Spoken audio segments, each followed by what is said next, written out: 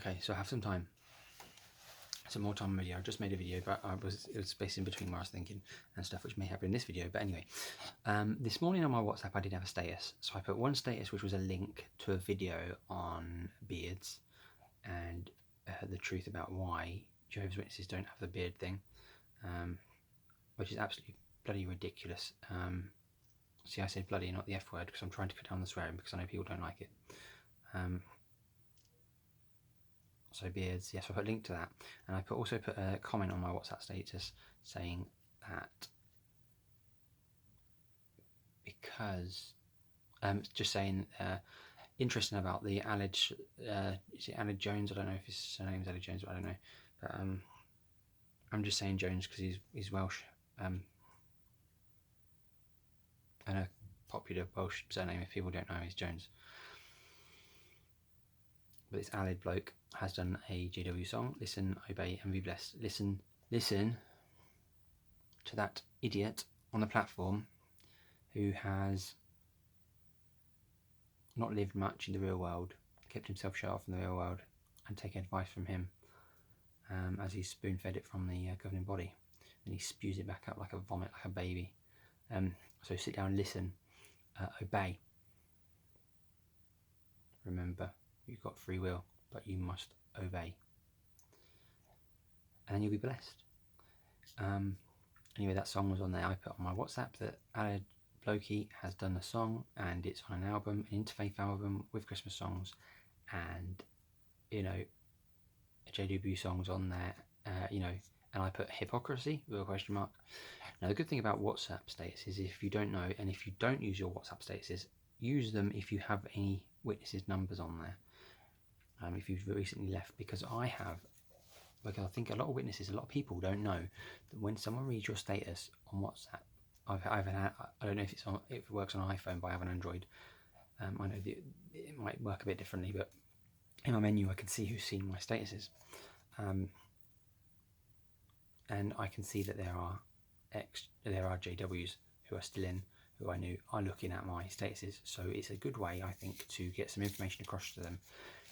And with the things like that, you know, one person looked this morning, a brother who I haven't noticed him look at any of my other statuses.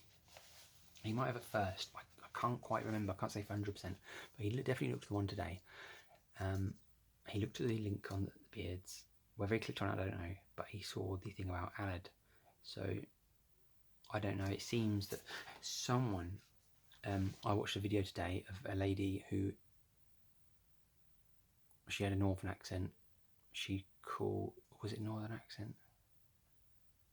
Yeah, somewhere up north. And she called Bethel and asked the question, and he talked about the active grapevine in the organisation, and obviously this should be getting around the organisation about this Aled, about this song, this album, and hopefully it opens a few people's eyes. But I don't think it will, you know. I honestly don't think it will. I think they'll be like, isn't that amazing that, you know, our songs are on this album? But who knows, you know, because they are so blind. They're so blinded. So you use your WhatsApp statuses if you can. Some of them on there I knew were wavering, not going to meetings, etc. And I would love to get in contact with one of them if they've left, or if they're deciding to leave. Hopefully I can help that and give them a little nudge with the information I put on there. Because I think some people are floating in and out and flitting in and out of the meetings. They're almost PMO, physically and mentally out. They're almost mentally out, but they've still got that block where all apostasy, don't look at it. But as you know, some brothers and sisters, they might, of the Jehovah's Witness organisation, they might sit there and go, no one's looking. I'll have a quick look at this status to see what it's on about. And it just might sink in and make them think, you know, make them question more things. Anyway, today I was walking back from town and I was thinking to myself, because it's been running through my head, someone asked me, why on earth did I ever get sucked into it? But I'm not, so I've been thinking about a lot of these things. Why did I go into it? You know, well, I know why, but why didn't I see these things? And it's because there's these questions you have, and they're like in your peripheral vision, and you know they're there, but you don't quite question them. You don't really, you know, like I say, it's peripheral. But to look, to turn and face the question, ask it. Why don't we know who translated the New World Translation? And the answer you get is because they don't want to take any credit.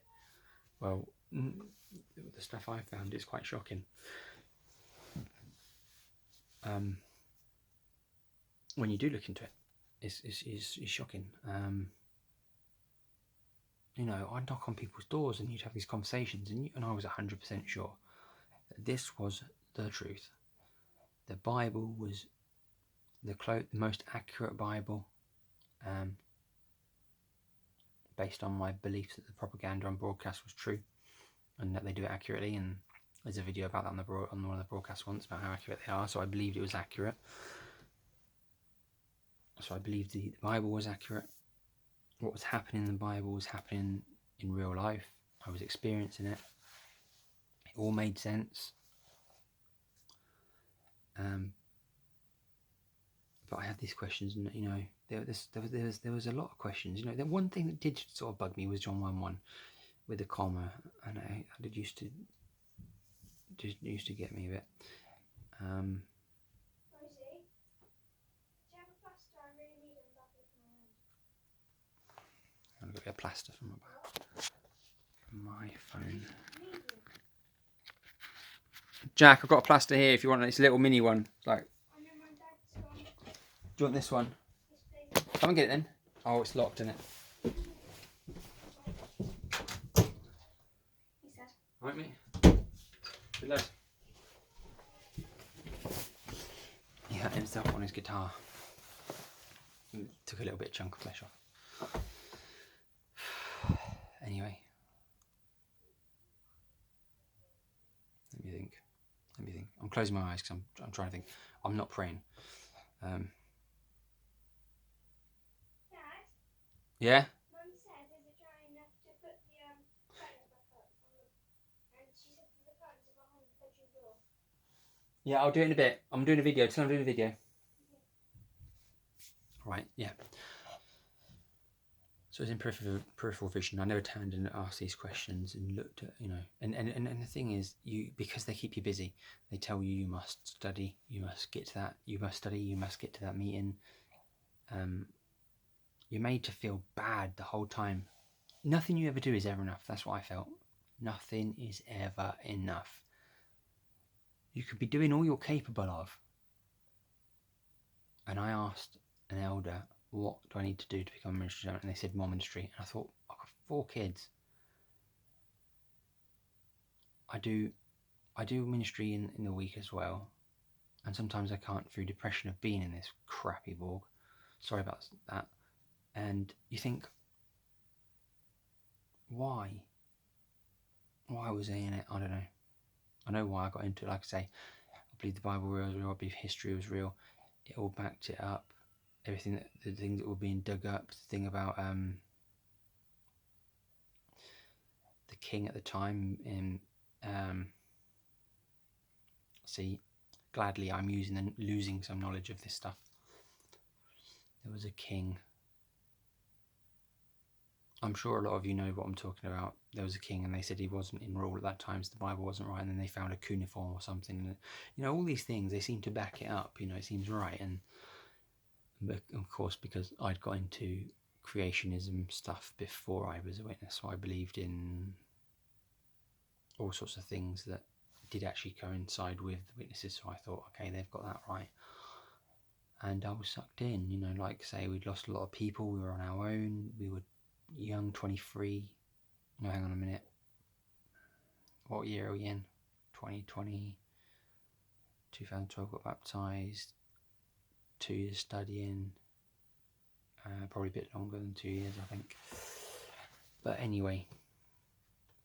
And when we came in, when I say I was in it for 10 years, it was because before we were baptised, I was well into it. We just steamed into this organisation and just did everything that was necessary because we just really believed it. And that's why, I sold my Xbox and got rid of my computer games, and I had long hair down to my hips, and I got that cut off because I believe that's what the Bible taught, that men need to be neat and blah blah. And basically their idea was that it was a head covering, and it's shameful for a man. Anyway, I ended up getting it cut. Sold my Xbox, all my games, stopped playing Call of Duty, and all these things. Now I'm back on Call of Duty, by the way.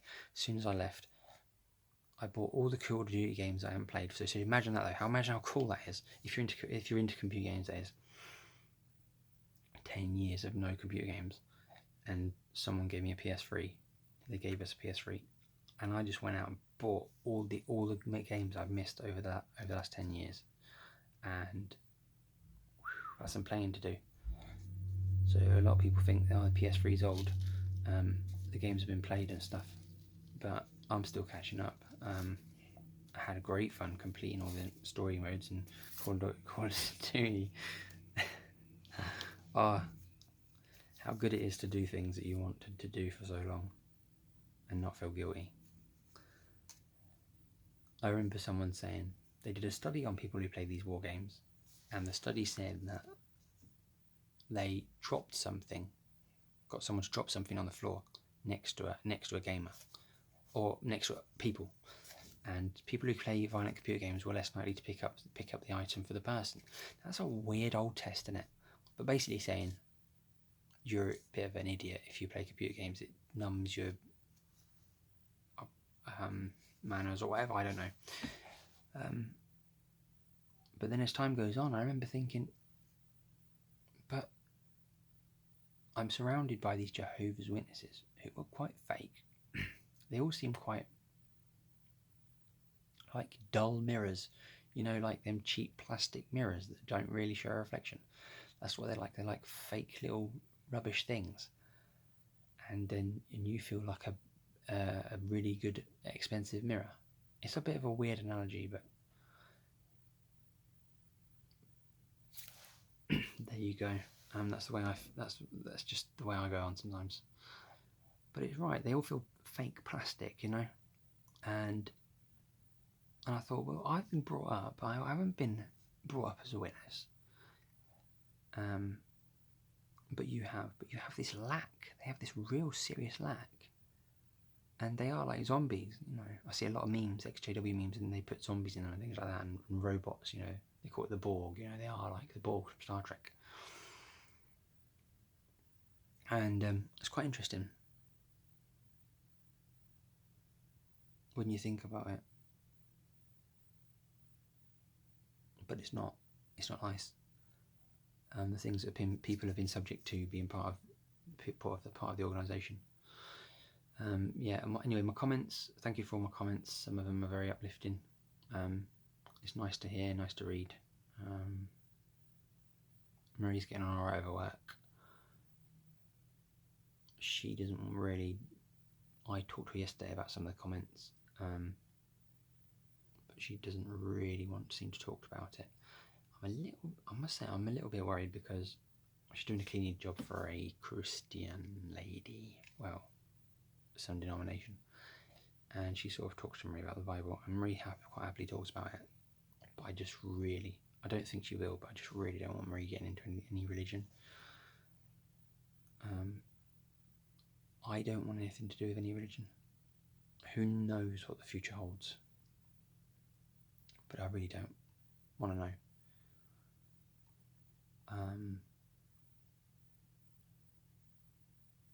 Why did I stay in the truth? Another reason is because one of the things that kept me going is because I would help. Me and Marie would really help people, try and help people as much as possible, and we'd do things for people. And they say, "Do you know what? No one's ever done that for me, or no one's done that for me in a long time." Or elders would say to us, "You're the only ones who are really hospitable," and things like that, and and it used to really upset Marie. We'd have people around our house, and we have these metal camping cups, and obviously you have a house full of people, and we don't have all these teacups, so we just thought, okay, metal camping cups, they're fine. They're just like these enamel ones, metal enamel with an enamel coating, or whatever. Falcon, I think, is the company that does them. They're really cool. I like them. Marie makes a cup of tea in this thing, and she's like moaning about how it's hot, and it's just them sort of things. You think, seriously, you've come to my house, you're having a drink. Don't moan about it. Just put it down. Just put it down. Wait for it to cool down. Don't make a big fuss about it. It's ridiculous. These false mirrors, these fake, horrible things, you know. But we're out of it now. We're out of it, and we're free. And Marie's got a cleaning job for this old lady. She don't want to pay prices for private companies, and you can't trust most people these days. Marie's cleaned for old ladies before, and things have gone missing, and we knew it was the companies. Marie's genuine, I'm genuine, and this old lady, she needs help getting up, and Marie's got caring qualifications, carer qualifications. So she's looking after this woman 3 mornings a week. I take her up there, and I think we're going to do more. We're going to treat her like we used to treat the sisters in the congregations, I hope.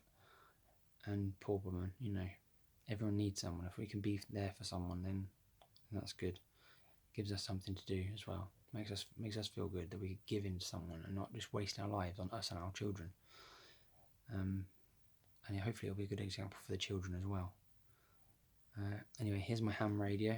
Well, I thought it was a ham radio. It's a UV5R. Mistakenly bought it, thinking it was a ham radio thing.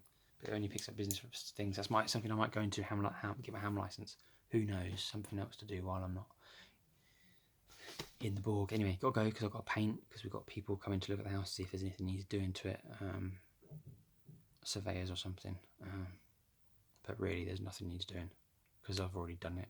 We've done most of it all up, so... Thanks for all your comments, thanks for subscribing, all your comments. Thank you very much. Much